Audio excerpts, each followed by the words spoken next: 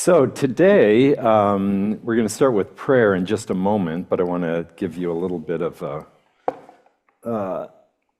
tell you what's going to be happening. Let me just get this here so I can see the folks online. So today, I thought we would kind of quickly review the first Sunday. That's the slide you see right there. Just very briefly review that, and then review Ted's essay that he put out last Wednesday. Did everyone get that? There are copies out in the narthex. So we'll look at. We'll also just very briefly touch on chapter 1 of Children of Light and Children of Darkness. We will also touch on Tripp Fuller's essay, Democracy, that begins Democracy. And then we'll try to get some discussion going based on all of these things. But let us begin with a word of prayer. Let us pray. Gracious God, source of all light and giver of every good gift, we gather this morning as your children, drawn here not by our own goodness, but by your grace, which calls us, gathers us, and forms us as a community of faith. We confess that we long to be children of light. We love justice and freedom and peace, and we want a world that reflects them. And yet, as we turn again to Niebuhr's hard wisdom this hour, we know our love for these high things is no guarantee that we see clearly or act wisely or recognize the self-interest that tangles even our best intentions. So we ask, send your Holy Spirit among us now. Give us the wisdom to look honestly at ourselves and our world. Give us the courage to name what is broken without despair and to hope without illusion. Make us wise as serpents and harmless as doves, armed against the deceptions of this age, yet free from malice.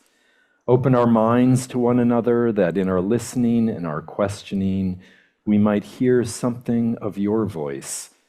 And remind us when our analysis grows weary, grows heavy, that our healing finally is your work, not ours, that the gospel does not depend on our righteousness, which is precisely what frees us to act. We ask all of this in the name of Jesus, who is the light of the world. Amen. Okay, so you'll remember that this all began last, how many weeks ago? 2 weeks ago? 3 weeks ago? With that image that Ted, I think he created it, children of darkness, children of light, the serpent and the dove. I think he said the basis of this class is that the children of light should be as wise as serpents and as harmless as doves. That is our challenge in this life. Quite the challenge it is. So where we left off, Ted's presentation, wise as serpents, as harmless as doves, which comes from Matthew chapter 10. And Ted kind of introduced us to Christian realism, power against power. I think he said something about how we all love justice and mercy and love. And Niebuhr would say to us, when it comes to politics, get real. Get real. Ted went into liberal Protestantism in America, beginning with the social gospel. Then he also added the kind of biblical criticism that came in the late 1800s, came from Germany. Then the 5 fundamentals, I don't know if anyone ever remembers what those are. They are, of course, the first one is biblical inerrancy. because mainly they were reacting against a bunch of things, but most importantly, biblical criticism. So inerrancy, the virgin birth, substitutionary atonement. There's many theories of atonement or what joins us with God. That's one of them. Christ's bodily resurrection and the second coming, the five fundamentals.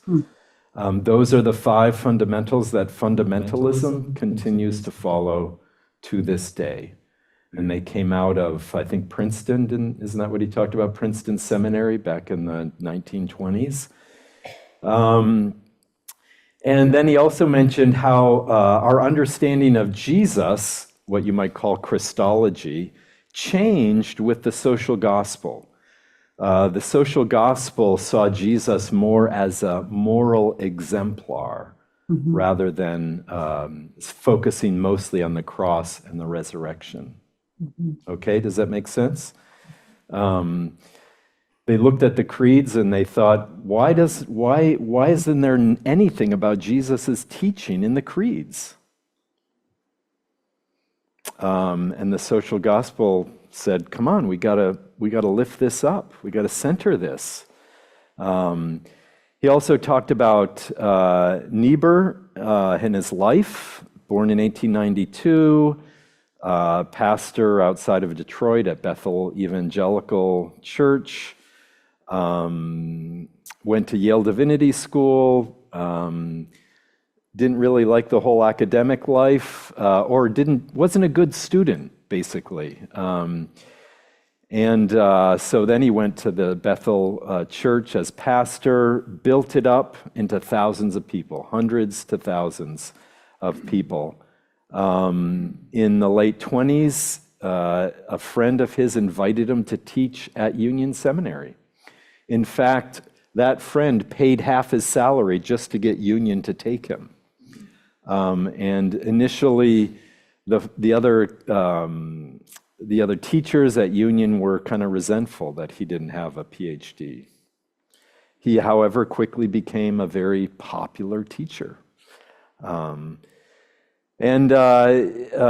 think in the Gary Dorian's introduction, he mentions that to the book, he mentions that Reinhold changed his politics every decade.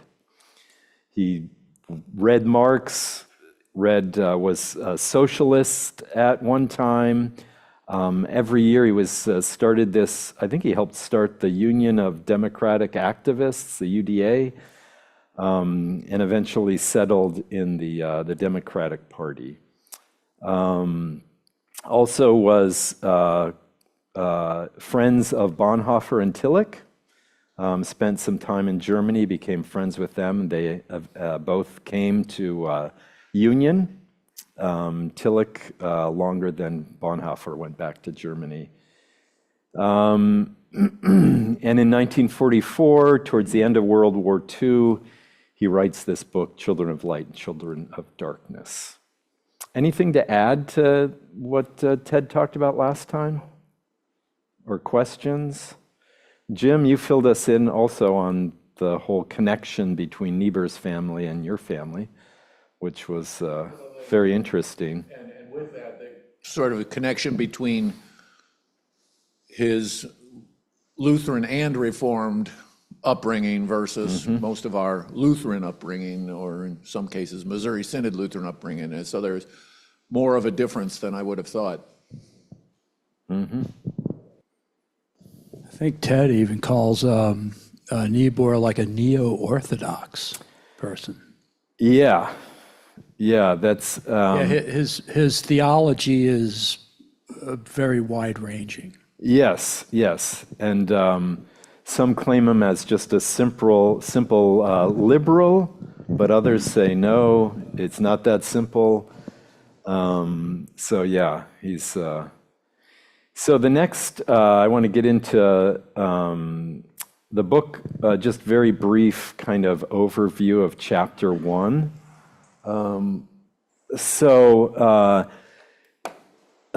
Niebuhr says that democracy is built by foolish children of light, coming out of the French Revolution, and then, of course, what went on in this country in the 18th century. He says democracy is both a bourgeois ideology, middle class, and a permanently valid form of social organization. Its central error, the confidence that self-interest and the general interest, or the common good, can be easily harmonized. Yes. It is in chapter 1 that he introduces children of light and children of darkness. He says the children of light are virtuous yet foolish, seek to bring self-interest under a higher universal law. In other words, children of light are driven by things like justice, freedom, things of this sort. Yet the children of light underestimate the power of self-interest in others and in themselves. Liberal Protestantism, probably even more sentimental than secular idealism. Then he talks about the children of darkness. They're wise, yet he does not hesitate to call them evil. Moral cynics who know no law beyond their own will and interest. Understand the power of self-interest with painful clarity. A strong nation need acknowledge no law. This is what the children of darkness say. A strong nation need acknowledge no law beyond its own strength. And that the second essay by Tripp Fuller picks up on this from Stephen Miller, something Stephen Miller says. And then, secondly, original sin and the famous formula, man's capacity for justice makes democracy possible. But man's inclination to injustice makes democracy necessary. We think of that in terms of balance of power, right? The different branches of government balancing each other.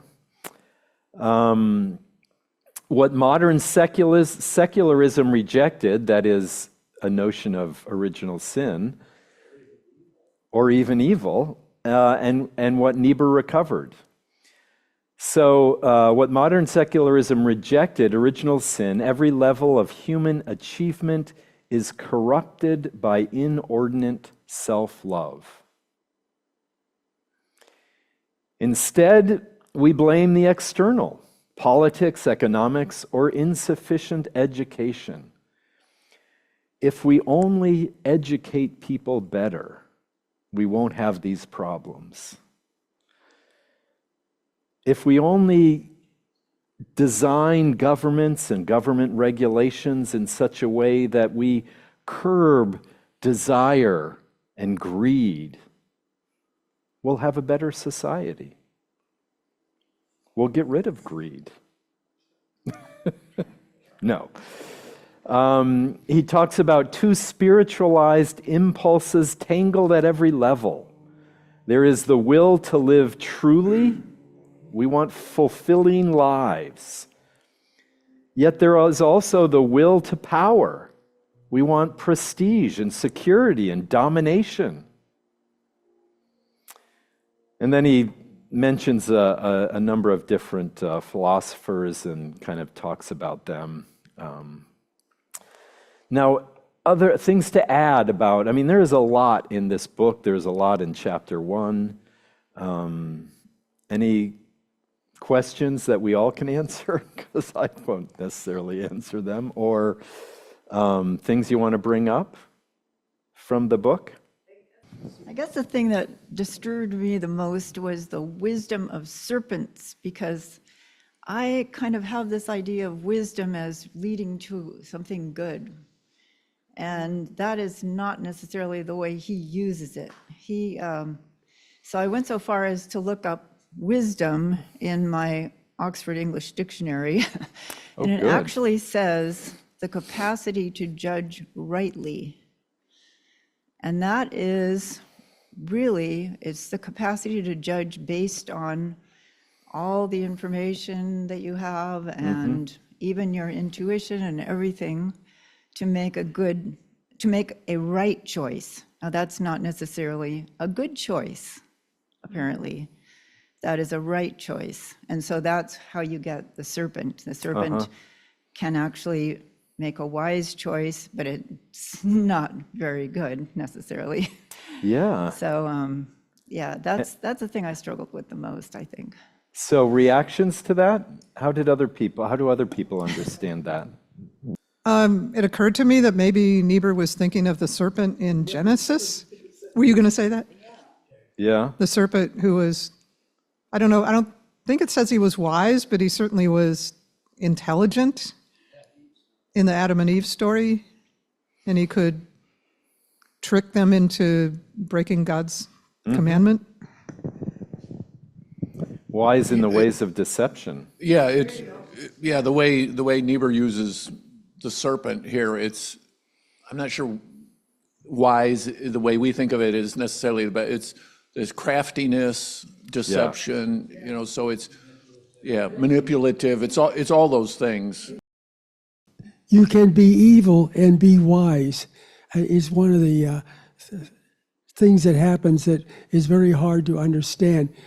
There's nothing wrong with Satan's ability to think and to be deceptive and to be appealing, just as a certain president might be.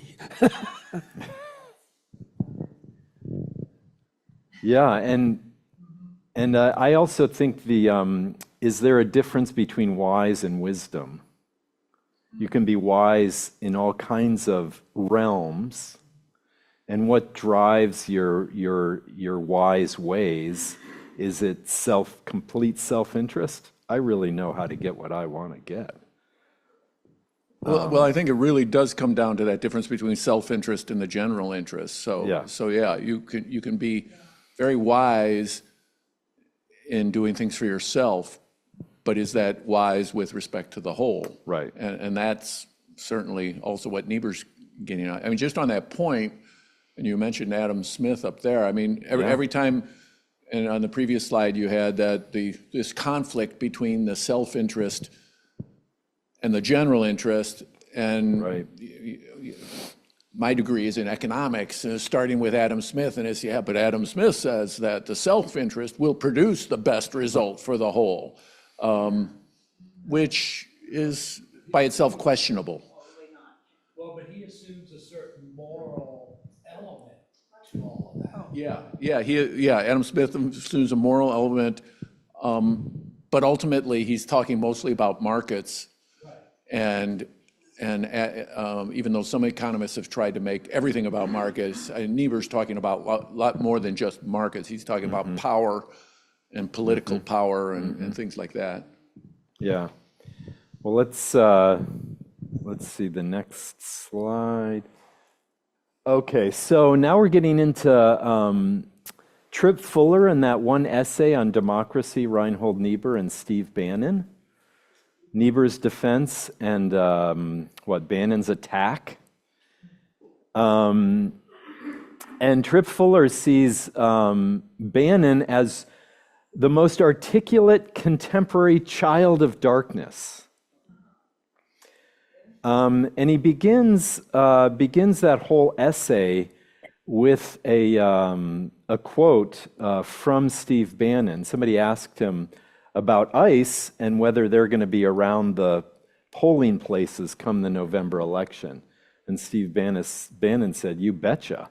They're going to be there. We don't want another election stolen." So he goes into it's a fascinating essay if you haven't read it.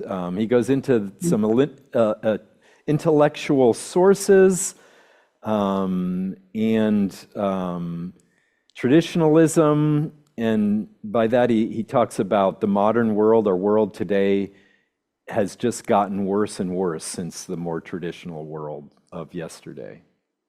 And it needs to be changed, destroyed, blown up. He sees this, he talks about the fourth turning every 80 years, there's a change. And he sees himself as trying to accelerate that change coming. He also describes himself as kind of Leninist in the sense of a revolutionary. Who Niebuhr would have called a child of light. Yes, and Stalin, not so much. of course, today we might have different opinions of these things than Niebuhr did in the 40s.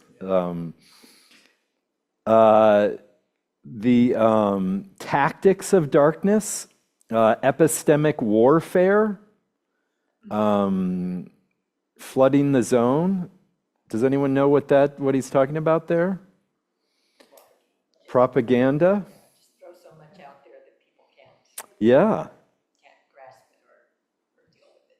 Yeah, and you know what came to my mind was who was it was somebody from the first administration, a woman who was his advisor. Early on in his tenure as first administration, she came out and was giving an interview and talked about alternative facts. Leanne, Kellyanne Conway. Kellyanne yes. Conway. Kellyanne. She talked about alternative facts. So Tripp Fuller sees Bannon's epistemic warfare as continually flooding the zone with alternative facts, and in the sense of trying to make what we would say reasonable discussion almost impossible. I find myself, as I'm sure most people do today, wondering, well, what is real? What is true? I mean, I just feel like I don't know like I used to in the news. Is that something may be true and yet be false, and if I say, I'm trying to think of an example right now, but you could say this person is a very good, decent human being, but he is not a very good, decent human being. But he operates in such a way that because it works, it is so, even though it is not so. That's, again, we got on paradox. Yeah. Yeah. So the second weapon or tactic is weaponized collective egotism, rage clothed as patriotism. He talks about Steve Bannon using the rage out there in our society, economic primarily, people feeling like they're left behind, using their rage as a form of patriotism. In other words, if you're not raging, you're not patriotic. And the certain wisdom of serpents is taking that rage and using it to your own benefit. And the third thing is politics of transgression, scandals as displays of strength. In other words, all of these scandals we all beat our heads against the wall and pull out our hair over are, for those in the scandal, a sign of strength. For those who support our president, a sign of strength, not scandal to be, upset about or just shocked about. And also the tactic of institutional capture and destruction. Wanting to, in this, last year, reform the government. But really, what was it about? Was it about reforming? Right. Destroying. As the refugee You know, as the refugee Eric Schaefer said, you know, USAID used to do all sorts of stuff, and it's gone, Yeah, you know. destroyed. So the arc of this whole thing is, you know, epistemic warfare probably goes back before the first Trump, you know, his campaign in 2015, but he certainly propelled it forward. The mythological grievance, stolen election. Isn't it amazing how everyone falls in line with that? And no one, especially in the administration, from the president on down, betrays any doubt about that whatsoever.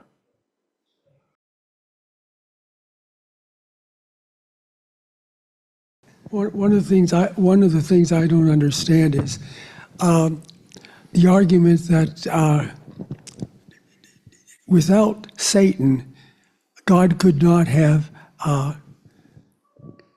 made human beings viable, real. Suffering is learning and testing and giving strength.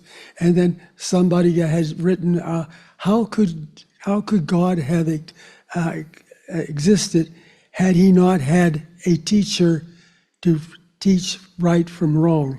I don't buy that. It's too radical for me. But it's worth thinking about. Yeah, that sounds like in the my college philosophy class. Can God create a stone so big God can't lift it? A paradox as you're talking.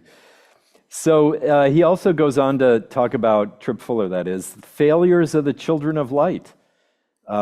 He sees the fact-checking fallacy.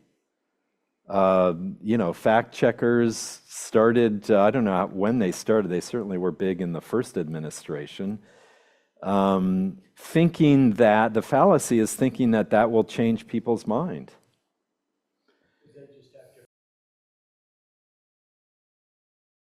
Norms delusion. We think norms will curb people's thirst for power. Not happening. Moral witness without power. We're out there demonstrating, but we don't really have much power. And then the Mueller decision. We just kept hoping, I kept hoping, that would do it.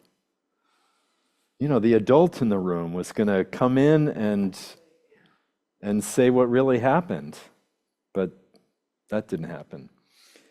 So then we get to Ted Peters' essay from last week. And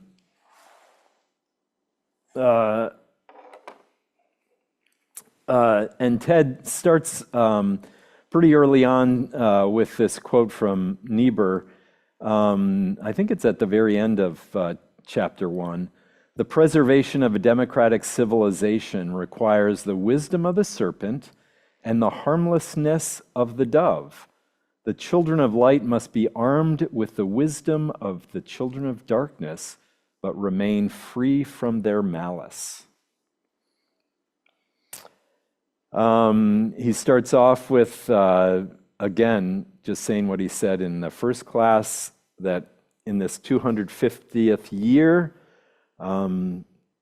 democracy is in real danger of being lost. And the question is, can our Christian faith, especially the doctrine of sin, illuminate this moment, help us understand what is going on? And the answer, Christian realism, is the answer, and because Christian realism is neither too pessimistic nor too optimistic about human nature. Again, these different poles here.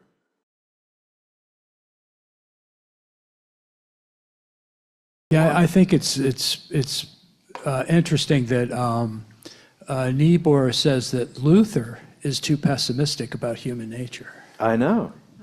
Niebuhr had Luther as a child of darkness. Yeah. Interesting. So Peter's, Ted's three diagnoses: the demonic, two liberalisms, the children of darkness today. Niebuhr talks about the demonic, and Ted Peters says that we're not talking about superstition here. We're talking about what happens when finite things are made absolute or are absolutized. We invite the demonic when we cover the corrupt, justify the unjust, absolutize the relative, eternalize the temporal. Does anyone understand what that means? Can somebody help us with that? Well, it's just, raising anything to an absolute. You're basically everything. Nothing is really absolute in our society, but you make, morality is somewhat relative. Some people would argue. So, but then you come up with an absolute type of your morality or whatever you're pushing becomes an absolute that overrides everything else. It's interesting that Jesus mentions hell 91 times, but only heaven, I think they said 3 or 4. Oh. Heaven and hell. Hell a lot more than heaven. Talking about the absolutizing, the way I think of that or see it, I always think of what I call a fundamentalist way of thinking. Always seems to me to be a lot more binary. Things are all good or all bad or all, and so whether you're talking about fundamentalists in a political realm or in a religious realm, it's that binary that's, to me, that's part and parcel of the absolutism is making everything into a complete binary and no shades of gray. I thought, go ahead. I'm in all of this is definitions of these words. I mean, who is going to define justice? Right. And how is it? I mean, the Christian nationalists define justice much differently from the ELCA. Right.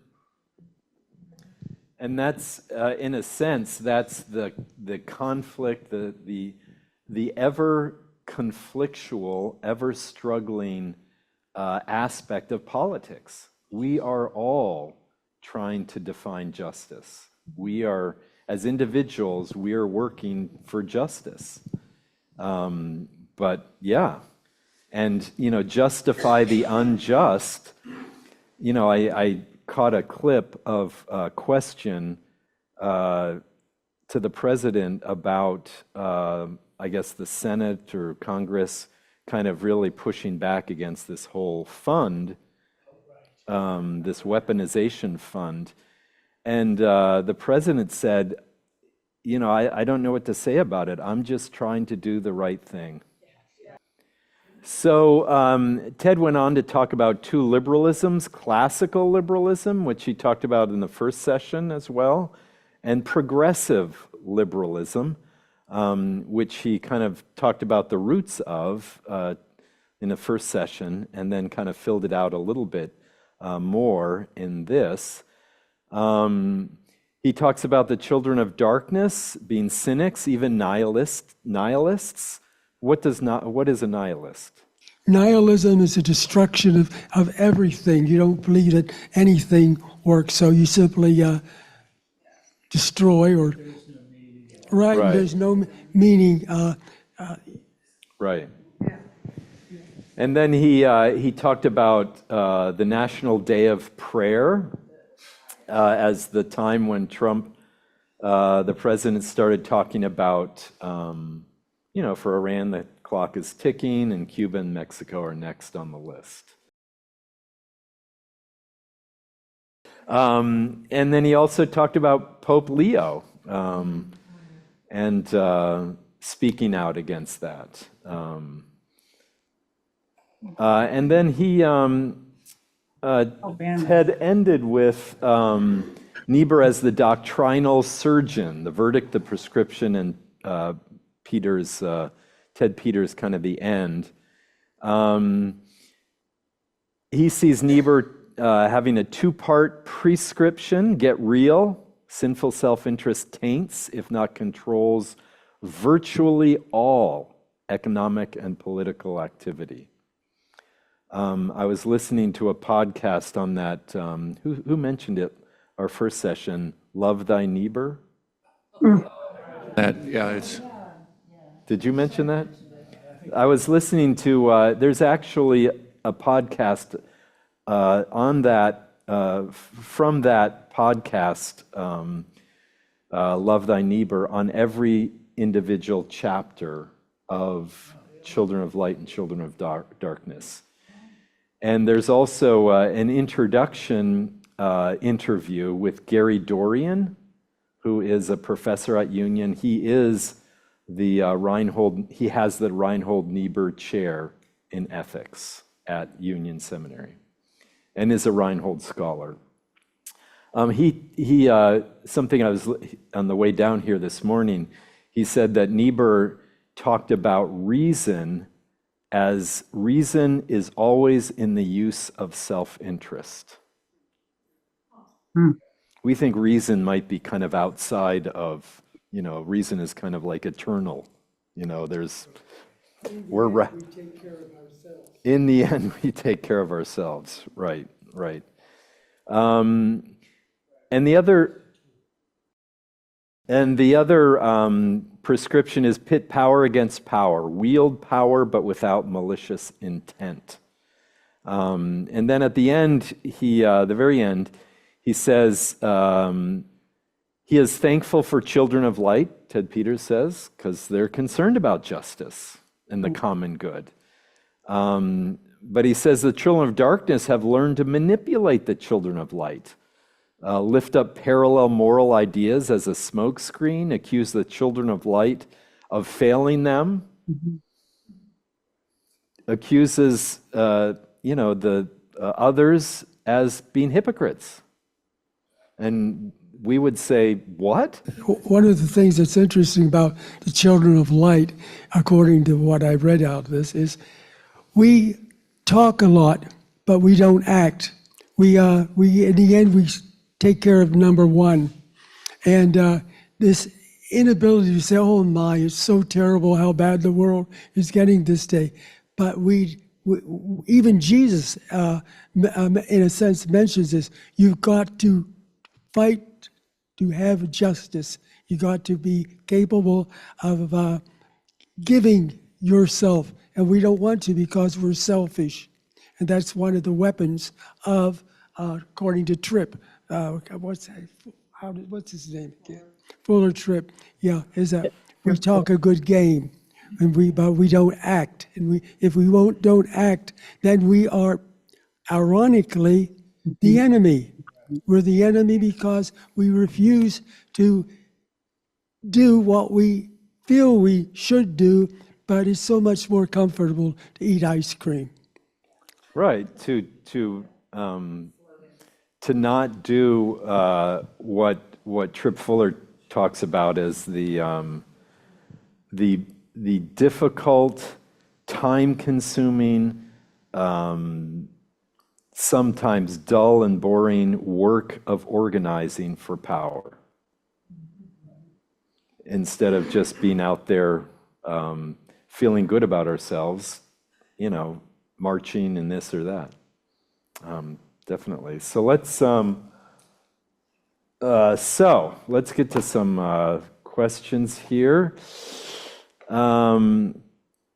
Let's see. Niebuhr describes the children of light as virtuous but foolish, sentimental, and chronically underestimating the power of self-interest, including their own. Where do you see that in ourselves, in our congregation, in mainline Protestantism, in our world? So where do we see this naivete in ourselves? I don't think we're as guilty of naivete anymore. I think we've seen this administration, and I feel like we're not terribly naive about what's going on. But I do think that Rick has a point about self-interest as it manifests in not doing what we could. I don't think we're active enough. I mean, we think it might be good to go out on the street corner, which we've done many times, to protest and such. And we're thinking, well, what else can we do? Is there anything else we can do? And we say, well, maybe there isn't, so we don't.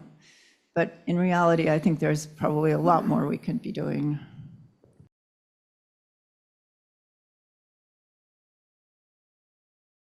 Also, another thing, I've kind of come to see this whole children of light, children of darkness as not being a binary, but more like a spectrum. And I think it's important to recognize that we are all children of darkness to some degree. And we should be vigilant against, the creeping self-interest that, that Rick kind of alludes to, that, yeah, it's just too much. It's too easy. It's too much for me. I can't do anything about it. So I'm going to sit home and eat ice cream instead. We have to confront this, our own self-interest. And, how can, maybe we can identify those areas of self-interest and, hopefully we can rise above them.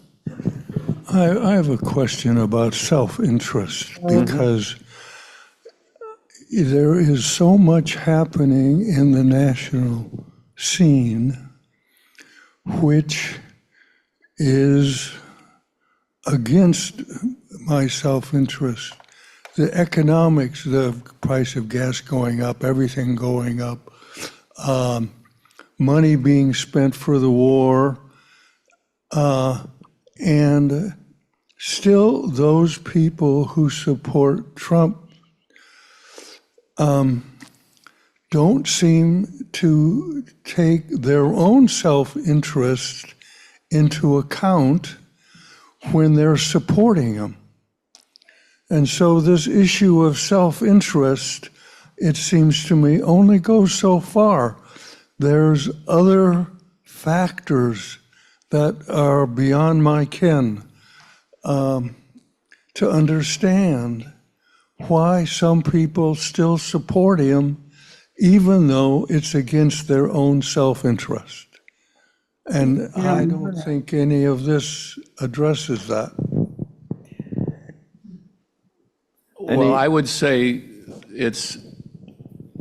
maybe it's that not everyone who, for instance, is called MAGA, maybe they're not all children of darkness, but we talked earlier about the children of darkness being wise in the way of being manipulated. So if there's enough children of darkness out there being manipulative, well, then you can manipulate the masses who maybe that doesn't make them quite the same way. Maybe they're just a different kind of victim of the children of darkness. Right. I mean, the way Trump has co-opted Christianity. Yeah. I think a lot of people want to believe in whatever he's selling. That he's offering a positive way forward, that he is tapping into some sort of universal truth when he's blatantly lying right to their faces. For myself, as someone who thought I was fairly well educated, I found it quite frustrating to realize that so many functions of our government were handshake deals rather than this is the law. For example, when President Obama nominated a candidate for the Supreme Court, the Republicans decided not to meet with him, not to give him a hearing, not to even give him a vote. And I'm thinking to myself, how is that even possible? And why didn't I ever conceive that that was a possibility? And that I find very frustrating because over this time, as I'm seeing this operation of this insidious use of power, I'm failing to understand or see in myself why I didn't conceive that this could happen. one of the things that interested me is that this person that's in office, let's just say, understands something which proves that he's very, very wise. He's aware that greed is the strongest of all, maybe, desires, and he's used it very, very effectively. And it's worth thinking about that. He doesn't talk about goodness or evil. He talks about what I can give you. That's what Satan offered Jesus up on the mountain was, if you bow down and worship me, I'll give you all this and all that and everything else. Because even Satan knew that the most fundamental wickedness is greed, the desire to have something at any cost. And the stronger you, and also he points out that the more you have this greed, the more you want. Look at this individual I'm speaking about. He's a trillionaire almost, and he never has enough. It's a sickness. But is he wise? Yes. Is he evil? Yes. So I was thinking about, Larry, your question about self-interest, and I had a couple thoughts. One is that I remember before the 15 election, having a conversation with someone about who they were going to vote for, and they said to me, "Why would I vote for someone who's going to possibly raise my taxes, and not vote for somebody who's going to lower my taxes?" That's their self-interest was lower taxes. Now, I think Children of Light try to balance self-interest and common good, is what I would say for me. But when we look about, the second thing is when I think about the various coalitions that came together to elect the president, you think about those who were, against abortion, and that was their primary self-interest. They were delivered. When you think about those who fought on behalf of the president after at the end of his first term, the January 6th, what have they gotten? A pardon and possibly $1 million each. So when you look at the various groups that came together, one could almost speculate, well, yeah, their self-interest is being met in what he's doing. Maybe not everything he's doing, but, don't we all kind of pick and choose when we're voting for someone? I like this about the candidate, but not this, but when I weigh the two, I'm like, And don't forget that they wanted all the people coming across the border to stop. They said, "Oh, Biden just let everybody in," and he said, "I'm not going to do that anymore." So he did deliver on that. Mm-hmm. Not as much as he would like to say, but he did. Mm-hmm. You're going to follow up. Well, in response to Chris's question, I think there's a lot of the democratic government that isn't democratic. Over the years, the House and the Senate have done things to make things easier for the senators and so on, like the filibuster, and like the Speaker of the House being able to decide whether something comes up, or the chief guy in the Senate the same way. That's not democratic. It's that one person can decide things. It isn't, okay, I make a motion and now the body takes a vote to decide whether it happens. It's a very undemocratic government out there. Actually, I think we were set up as a republic. That's right. And so does fall into that. We choose our leaders. Yeah, well, we think about the, the last, I mean, what Niebuhr's writing about partly is the crisis in democracy that he witnessed in the earlier part of the century, right? How many of the leaders in Europe were elected by their people? Was Hitler elected? Was the Mussolini? I don't know. I don't know. This probably has very little to say about, generally speaking, but Hitler supposedly read only one book, Mein Kampf. That's the only, and Mein Kampf is the main message of Mein Kampf is self, and self being strong, self being the leader.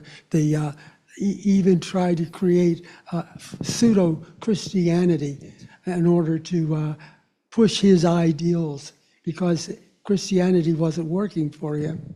The church was still strong, but if he could loosen up and weaken it, and he could do it pretending it was in the light, the right, but superficially only, it was evil. And people like Bonhoeffer and others like that paid the supreme price for it. It's even in the title, Mein Kampf, my struggle, self-interest. Yeah. So let me see.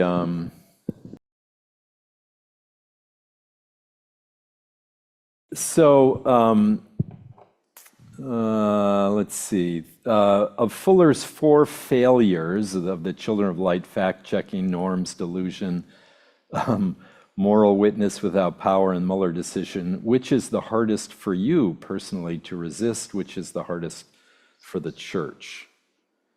I mean, when I have to say, what partly got me started on this whole Children of Light, Children of Darkness was this essay. Because for me, this essay just like blew my mind. Like, this explains everything that the frustrations I've been feeling the last number of years, if not decade. I thought it was just absolutely fascinating because, I think Tripp Fuller says it's like, we Children of Light brought a fact checker to this struggle for democracy. It spoke to me also of the Democrats' failures, in the sense of, which is partly my failure as well, because it seems to me if democracy is hanging in the balance, we need to do a lot more than we're doing. And in the last election, I don't think we had a great choice.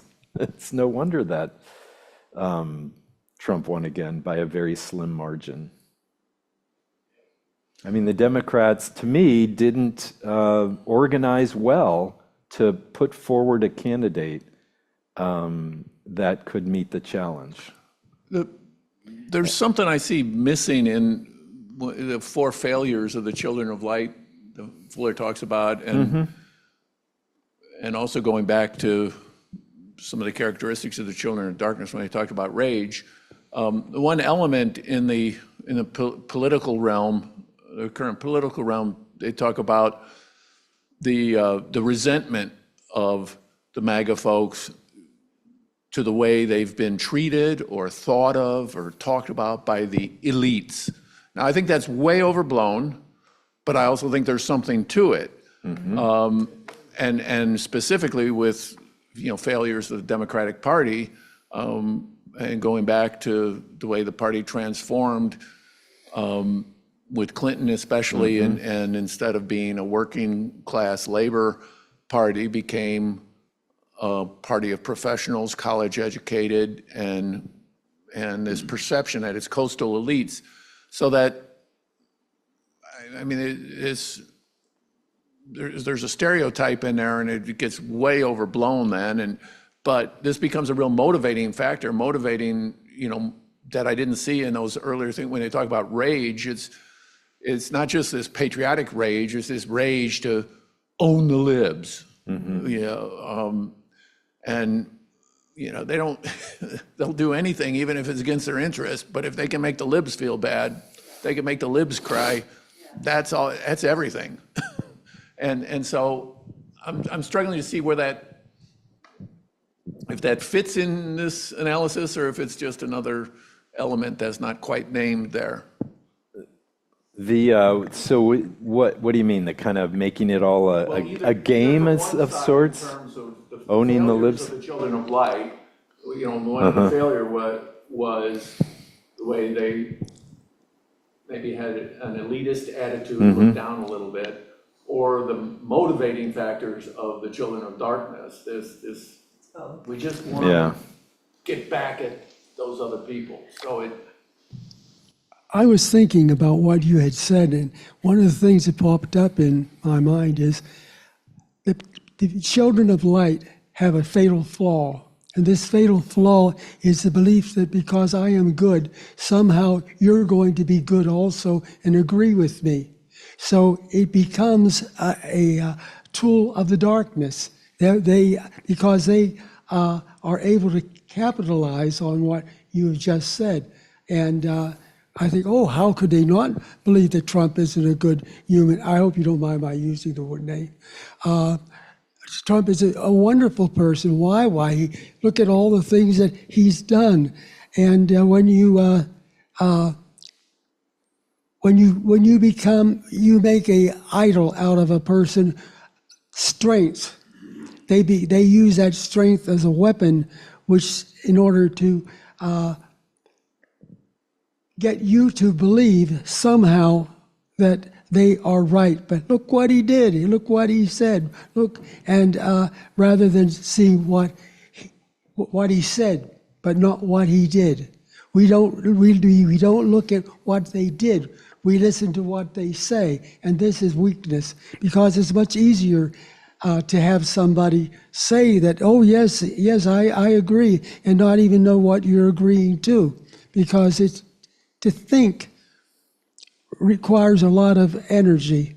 And boy, I can tell you, as being a mediocre thinker, I'm aware of the problem.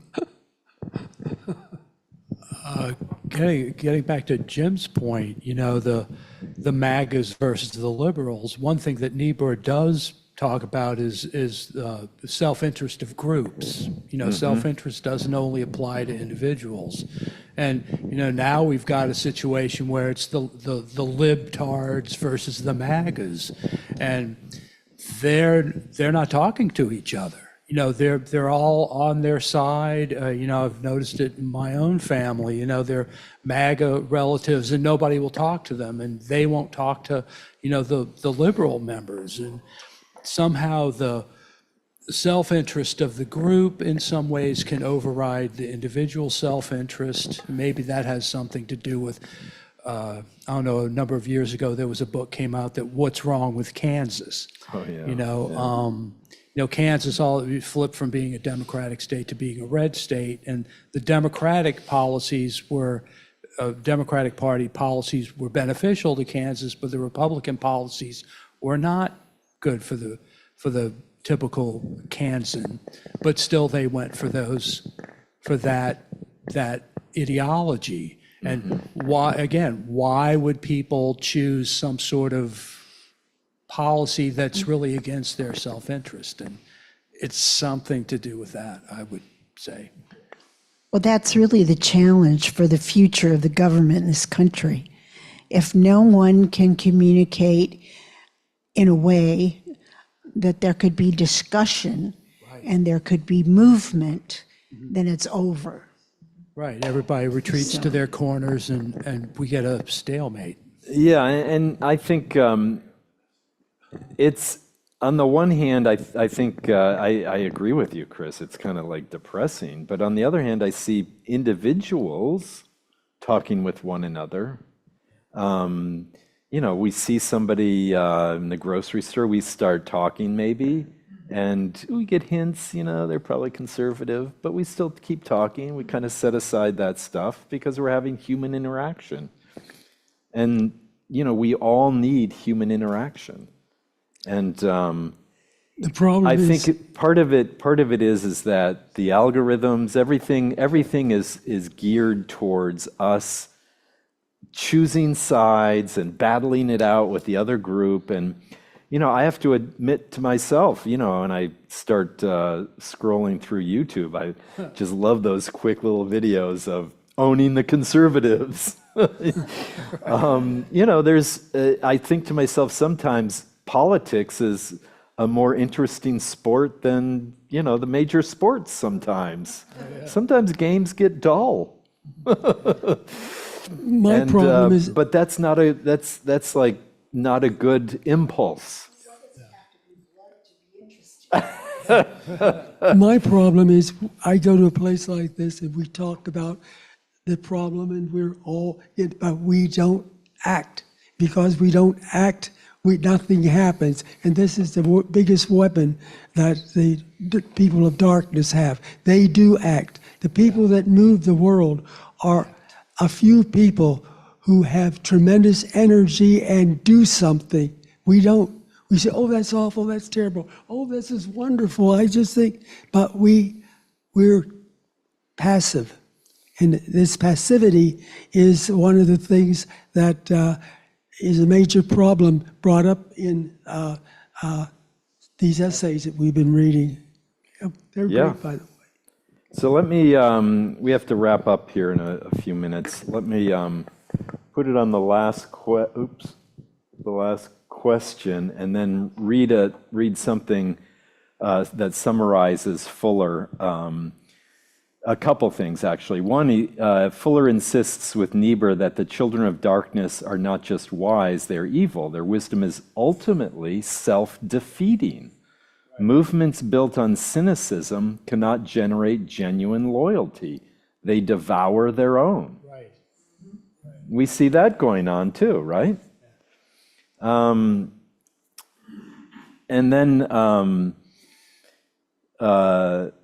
Tripp Fuller talks about what would Niebuhr counsel? 4 things. First, accept the reality of conflict.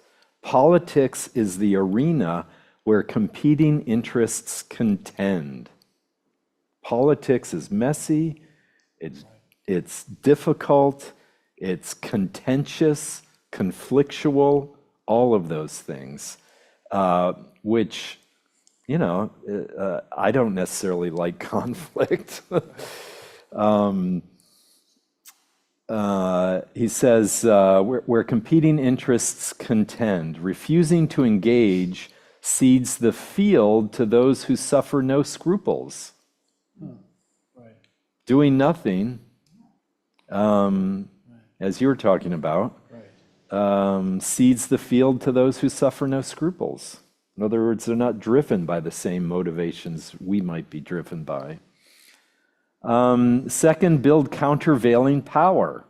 And this is, I mentioned this before, labor organizing, coalition politics, institutional fortification, voter mobilization, none of it glamorous, all of it necessary. Third, recover democratic humility. The children of light must become wise without becoming evil. Refusing the Manichaean trap, either good or evil. I think you were talking about that, the kind of extremes, one or the other. And remembering that their own movements are also corruptible. Fourth, sustain a tragic sensibility. The only way to fight long without despair, is when victory is not guaranteed. And Fuller, this is getting to, Fuller closes his article by saying Bannon is a symptom, not the cause of our democratic crisis. The conditions that produced him economic precarity, elite failure, institutional decay, epistemic fragmentation remain. I mean, we're all, I mean, I don't know if we all are. I certainly am really frustrated with our government not able to do anything. And that's what is being tapped into, is this strong man who can get things done. But I would even argue that even Trump is more of a symptom than a cause. yeah, That these underlying problems are what drive people towards someone like Trump. The real people with power hide can we get him the microphone? who they are, but they control Trump. Oh. That's what a lot of people feel. Well, I could say what Larry Ellison, Elon Musk. I mean, you can name them. You know, with the oligarchs. So what I want to leave us with, as it is 12:15, is the closing question. If we wanted, and I'll add, as individuals or as a congregation, to take one concrete step that embodied Niebuhr's call to wisdom without malice, a step that would help us be neither sentimental children of light nor cynical children of darkness, what could that step be? That's for all of us to think about this week as we launch into the next session next Sunday. Remember that an essay will come out on Wednesday on Ted Peters' Substack. I'll also put it in that folder in the Google Drive, and we'll pick this up next week with whatever wisdom Ted has to share with us. He'll be here, and we'll pick it up. But thank you, everyone. Thank you. Thank you. Thank you.